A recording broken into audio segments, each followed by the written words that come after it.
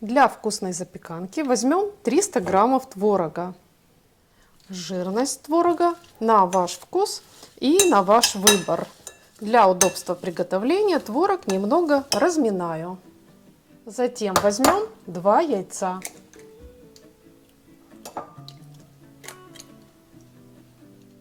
К яйцам добавим щепотку соли для баланса вкуса. Также добавим 2,5 столовых ложки сахара или подсластителя. Количество сахара можно уменьшить по вашему желанию или увеличить, если творог довольно кислый. Теперь все хорошо перемешаем, чтобы соль и сахар растворились. Чуть не забыла. По желанию, если вы также любите ванильный аромат, как я, можно добавить чайную ложку ванильного сахара. На мой вкус запеканка от этого очень выиграет. И выливаем ароматные яйца в творог. И опять хорошенько перемешаем.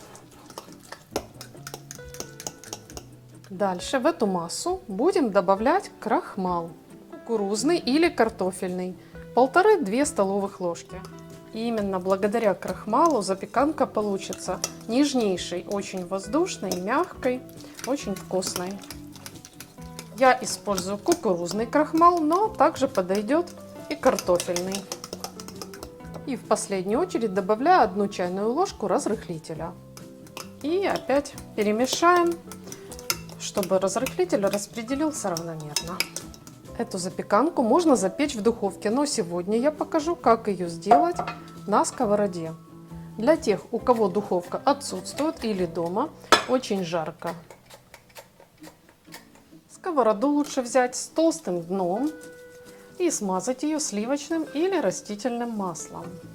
Если же вы не уверены, что дно у вашей сковороды достаточно толстое или что запеканка не прилипнет, то можно простелить бумагу для выпечки. И еще для большей надежности можете ее также смазать растительным маслом. Творожное тесто выливаем в сковороду.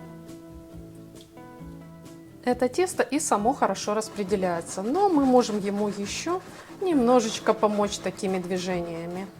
Запеканку можно приготовить без начинки, а можно приготовить с любой начинкой.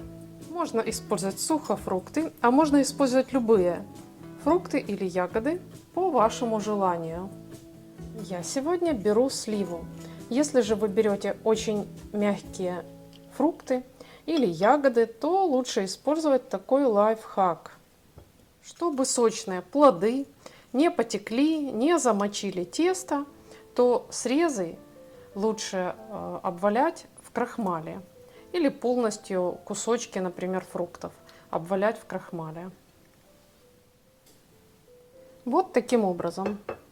И у вас ничего не вытечет.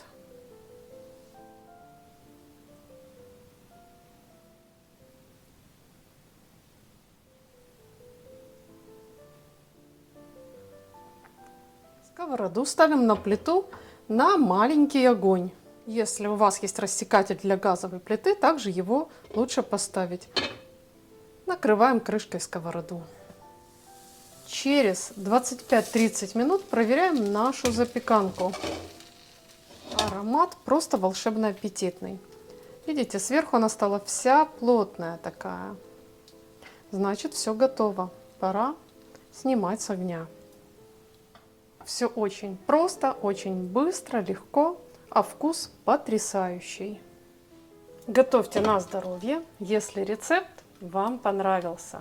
А также не забудьте подписаться на канал и нажать колокольчик под видео, чтобы вы видели и другие интересные рецепты. Спасибо за ваш лайк и за ваше мнение в комментариях. Я желаю вам приятного аппетита, крепкого здоровья и мирного неба над головой. Мы с вами увидимся, как всегда, в следующем вкусном видео. Посмотрите, это просто нежная нежность.